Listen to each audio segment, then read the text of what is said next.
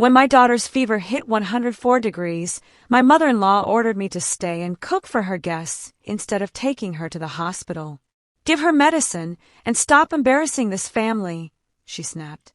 When I refused, my husband slapped me so hard my lip split. "How dare you talk back to my mother while living under our roof?" Our roof. I almost laughed in his face. He had no idea the mansion he was standing in, and the $25,000 he pulled from it every single month, belonged to me. I picked up my daughter, walked out the front door, and made one phone call that ended his entire world. "My name is Vivienne, and 3 years ago I would have told you I had the perfect life. Beautiful home. Successful husband. A little girl who called me her best friend. What I didn't tell people, what almost nobody knew, was that I had built every inch of that life myself, long before Thatcher ever put a ring on my finger. That night started with a sound no mother ever wants to hear. My daughter Sabina, 4 years old, was breathing in short, ragged gasps from behind her bedroom door. I found her curled under a damp blanket, her cheeks flushed a deep, alarming red, her small body shaking despite the heat radiating off her skin. The thermometer read 104 degrees. Her lips looked dry and cracked, and when I tried to get her to drink water, she barely swallowed it. "Mommy," she whispered, barely able to keep her eyes open. "I'm so tired." Something in my chest went cold. I wrapped her in a blanket, grabbed her medical bag, and moved fast toward the front door. Downstairs, I could hear music, laughter, the clink of champagne glasses. My mother-in-law, Beatrix, had spent 3 weeks planning a dinner for nearly 50 guests. I didn't care. My daughter needed a hospital, and nothing else in that house mattered. I made it as far as the marble hallway before Beatrix stepped directly into my path. She was dressed in a silk gown the color of dark wine, adjusting a string of pearls at her throat like the rest of the world could wait. She didn't even glance at Sabina. "Where exactly do you think you're going?" she asked, her voice sharp and flat. "Our guests are arriving in 20 minutes. You are supposed to be supervising the kitchen staff. It's a fever, Vivienne. Give her medicine and stop embarrassing this family in front of people who matter." "Move, Beatrix," I said. "My daughter needs a doctor." That was when the study door opened, and my husband stepped out, adjusting his cufflinks like he was heading to a photo shoot instead of standing 3 feet from his sick child. He looked at us, not with worry, but with irritation. "Vivienne, stop being dramatic," Thatcher said, exhaling like I'd ruined his whole night. "Give her the medicine in her bag and get downstairs. My uncle is bringing 3 investors tonight. Stop being so selfish." Selfish.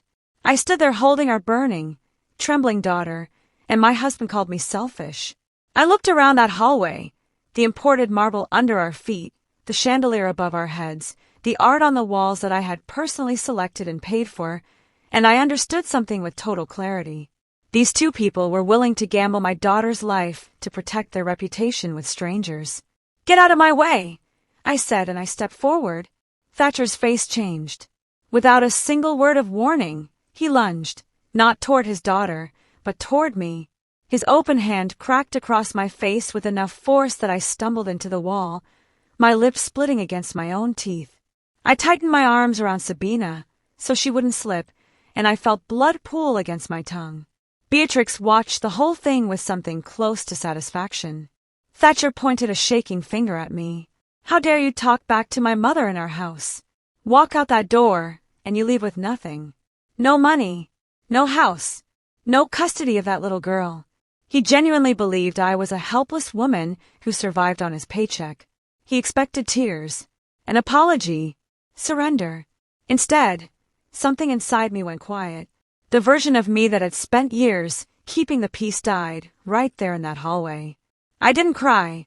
I wiped the blood from my lip with the back of my hand, and I felt the panic drain out of me, replaced by something colder and steadier than I had ever felt. I actually smiled. It must have unsettled him, because Thatcher took a small step back. "Our house, Thatcher?" I asked quietly. "Let's talk about that."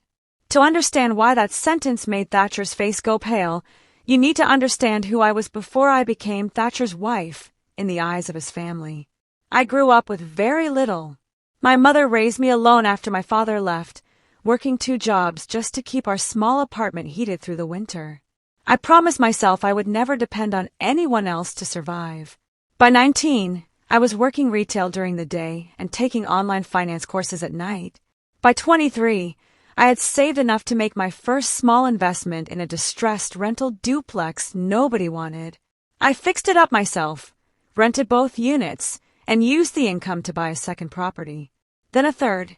By 28, I owned a genuinely profitable real estate portfolio, held under a holding company I had quietly built and named after my grandmother, the one person who had always believed in me. I never talked about it at parties. I simply kept building, the way people do when they've learned that security is something you create for yourself. I met Thatcher at a charity gala. He was charming in the practiced way of someone raised to charm, good family name, good manners, a mother who had spent his entire childhood telling him he was destined for greatness. What he didn't have, and what his family had quietly run through over 2 generations, was money. Their names still opened doors, but behind those doors, the accounts were nearly empty. Beatrix's late husband had left behind more debt than assets, and Thatcher's own business ventures had failed twice before I ever met him. I fell for him anyway. I fell for the version of him he showed me in those early years, attentive, warm, endlessly complimentary. When we married, I purchased the mansion we lived in, $15 million, paid through my holding company, and I put it entirely in my name. Not because I distrusted Thatcher exactly, but because I had learned young never to build my security on someone else's foundation. I told myself it was simply smart. Looking back, some quiet, protective part of me already knew what I might eventually need to walk away from. I also set up a monthly allowance for my company's returns, $25,000 a month, meant to cover the mansion's upkeep, staff wages, and give Thatcher breathing room while he tried, unsuccessfully, to rebuild his career. Over time, that allowance became the thing that funded Beatrix's dinner parties, Thatcher's tailored suits, the appearance of a family that had never actually recovered its fortune. They lived like royalty inside a house they didn't own, funded by an allowance they didn't earn, and somewhere along the way, they convinced themselves it was theirs by right. I told myself I was doing it for Sabina, so she could grow up in a stable home with both parents. I didn't yet understand that stability built on other people's cruelty isn't stability at all. Standing in that marble hallway with blood in my mouth and my daughter burning up in my arms, I finally said the words I had swallowed for years. This house is in my name, Thatcher. Every deed, every mortgage payment, every renovation mine. The company that pays your mother's caterers and your tailor and the wine cellar she just had installed, also mine. You have never paid for a single thing in this house. The color drained from his face so fast I almost felt sorry for him. Almost. Beatrix let out a short, disbelieving laugh. That's absurd. Thatcher, tell her that's absurd. But Thatcher wasn't laughing. He was staring at me like he was seeing me, really seeing me, for the first time in 5 years. I didn't wait for either of them to recover. I walked straight past them, out the front door, into the cool night air, with Sabina still trembling against my chest. I drove straight to the emergency room. Sabina was dehydrated, and the doctors watched her closely for several hours, running fluids through and for and monitoring for signs of a febrile seizure before her temperature finally began to drop. She fell asleep holding my hand, her small fingers curled around mine, and I sat beside her hospital bed and finally allowed myself 3 minutes to shake. Then I made the phone call. I called Winslow, an attorney who had handled my company's legal affairs for almost a decade, a careful, exacting man who had drafted every contract, every property title, every corporate document tied to my holding company. Winslow, it's Vivienne, I said, my voice steadier than I expected. I need you to start the process tonight. Full separation. And I want a full audit of every account tied to the company, effective immediately. Say the word, he replied simply, and it's already moving. Winslow moved fast. Within 48 hours, formal separation paperwork was filed, along with a request for a protective order based on the hospital's documentation of my injury. But it was something Winslow found 3 days later, buried in the audit, that turned this from a divorce into something closer to a reckoning.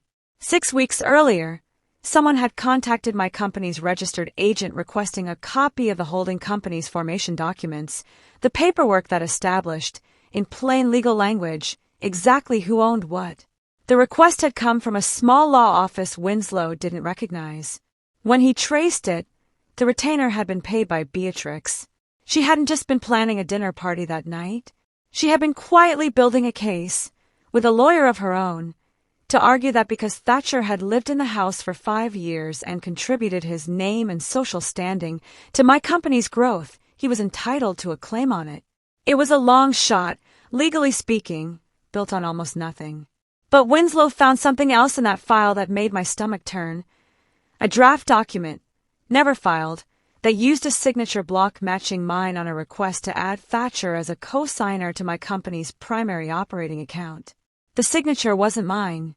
It had never been submitted, thank God, because the bank's verification process had flagged it and quietly rejected it months earlier without ever alerting me. Beatrix had been trying to help her son claim ownership of something that was never his, and when that failed quietly through official channels, she decided the fastest remaining path was to make my life miserable enough that I'd hand it over willingly or make a mistake in anger she could use against me. The dinner party ultimatum, the pressure, even the moment in that hallway, I now believe none of it was really about a fever at all. It was about control. When Winslow laid it out for me in his office, I didn't feel afraid. I felt something closer to clarity. These weren't people testing the limits of a marriage. They were people who had been quietly circling my life for years, waiting for an opening. I gave Winslow one instruction: pursue everything the law allowed and hold nothing back. Thatcher called me 11 times that first week. I let every call go to voicemail. On the 12th, I finally answered, mostly because Winslow advised me to establish a clear record of communication. "Vivienne, please," Thatcher said, his voice cracking in a way I had genuinely never heard before. "We can fix this. My mother went too far, I know that. But you can't just take everything. Where am I supposed to live? You should have thought about that," I said quietly, "before you decided our daughter's fever mattered less than your uncle's investors. And before you let your mother go looking for a lawyer to take my company." There was a long silence on the line. I don't think he knew I'd found that file. His own hastily hired attorneys quickly discovered there was almost nothing to contest. My attorney confirmed that nearly every major asset, the mansion, the holding company, the investment accounts, had been protected as separate property from the very beginning, held solely under my name with no commingled funds. The attempted signature edition, once flagged to the court, effectively ended any argument Thatcher's team tried to make about implied ownership. Within a matter of weeks, the mansion was formally listed for sale through my company, and Thatcher and Beatrix were served notice to vacate. Beatrix showed up at Winslow's office uninvited, demanding to speak with me directly. I agreed to one meeting. "You would really do this to your own husband?" she said, her voice trembling with fury. "Throw an old woman out onto the street? You threw a sick 4-year-old under a blanket and told her mother to go serve appetizers," I replied evenly. "And then you try to forge a signature to take my company. I'm simply removing myself and my daughter from a family that was capable of both." She had no answer for that.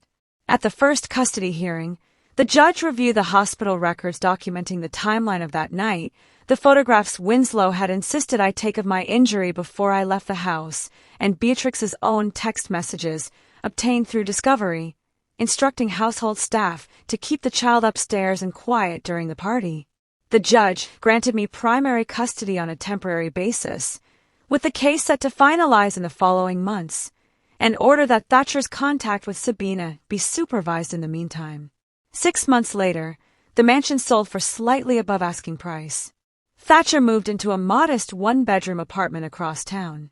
Beatrix, without her son's household to preside over and without an allowance to fund her lifestyle, moved in with a distant cousin 2 states away. I heard, secondhand, that she still tells people her daughter-in-law stole everything. She has never once mentioned what happened to Sabina that night, or the file Winslow found. I used part of the proceeds from the sale to buy a smaller home, just for Sabina and me.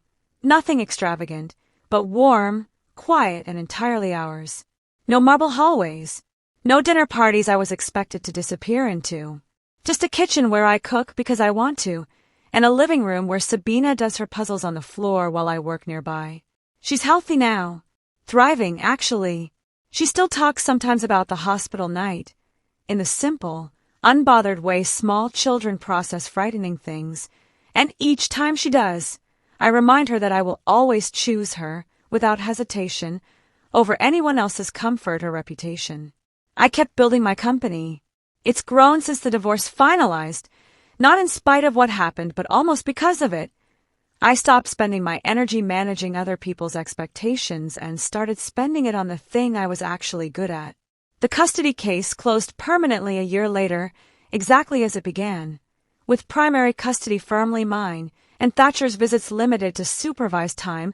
He now shows up for far more consistently than he ever did when Sabina lived under his roof. I don't regret a single choice I made walking out of that house.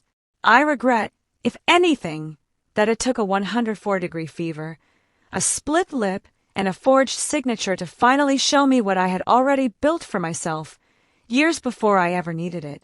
So here's what I want to ask you, because I think about it often. If the walls around you were never really theirs to begin with, if the roof over your head, the money in the accounts, the whole life you were told to be grateful for, actually belonged to you all along, how long would you stay silent before you finally said so?